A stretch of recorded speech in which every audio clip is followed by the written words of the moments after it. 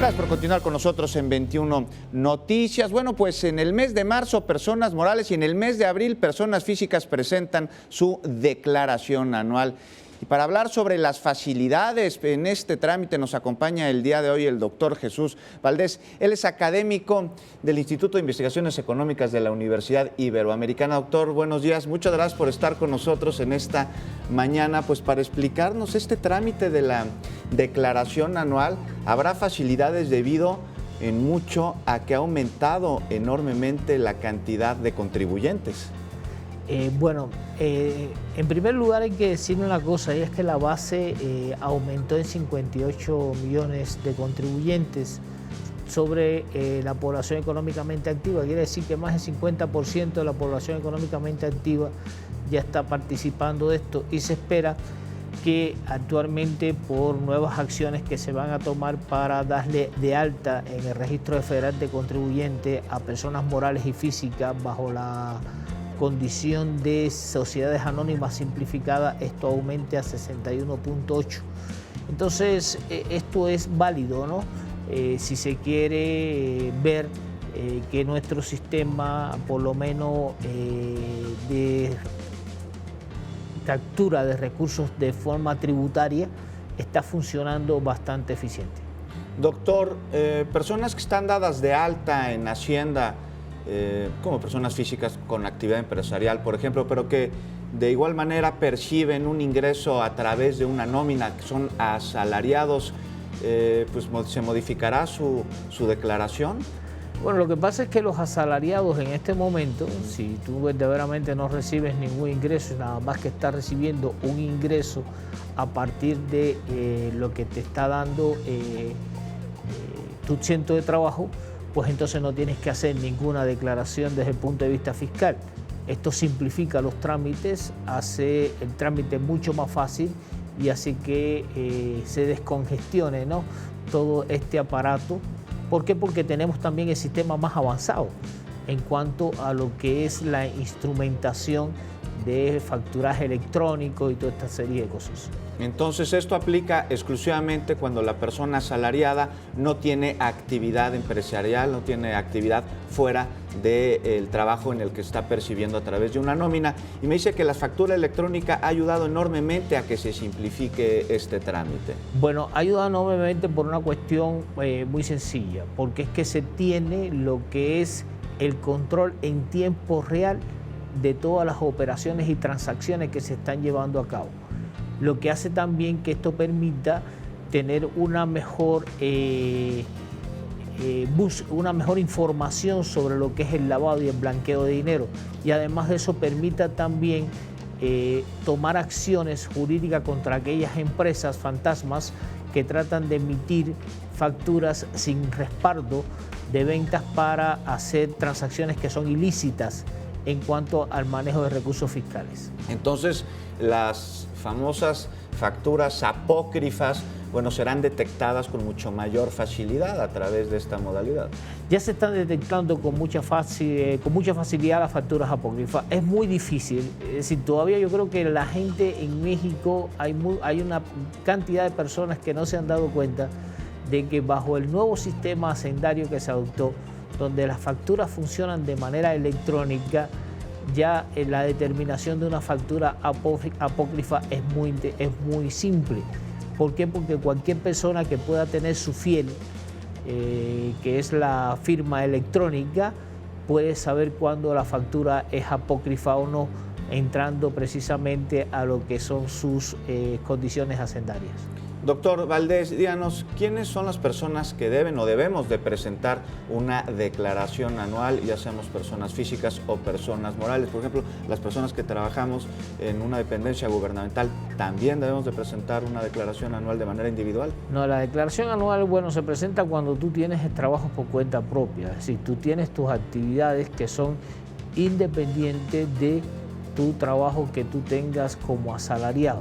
Ahí sí tienes que presentar tu declaración anual.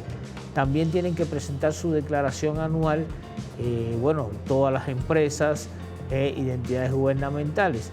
Y bueno, lo que se busca verdaderamente en el ambiente político cuando se hace la declaración anual es buscar una transparencia para poder tener un mejor criterio de cómo se está funcionando y con qué transparencia y con qué claridad están funcionando nuestros funcionarios públicos.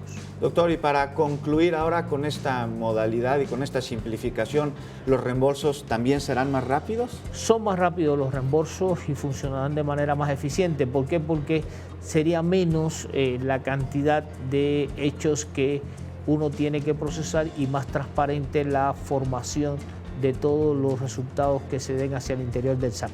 Doctor Valdés, muchas gracias por acompañarnos en esta mañana. Ahora ya estamos más informados sobre los beneficios que tendremos al presentar a tiempo nuestra declaración anual, ya seamos persona física o moral. Y ahora regresamos con Alejandra, tiene más información. Así es, Juan, y si usted es alguna de las personas que gusta de guardar monedas de algún momento de su vida, ya que le trae algún recuerdo, recuerde que aquí en el Centro Histórico puede visitar el acervo histórico de la numismática, por supuesto en el Museo de la Moneda. Todos los días las ocupamos, son parte fundamental de nuestra vida. Con ellas adquirimos cosas que necesitamos, pagamos transporte, compramos ropa, comida y más. Son las monedas. ¿Se preguntan cómo se fabricaban hace años? En el Museo Numismático se encuentra la fábrica museo que aún conserva las máquinas con las que se hacían. Las que ves aquí son máquinas de prensas de acuñación que en sus orígenes, como toda la maquinaria que está en el museo, fueron adquiridas hacia 1848, 1850 y ahí a mediados a lo largo del siglo XIX.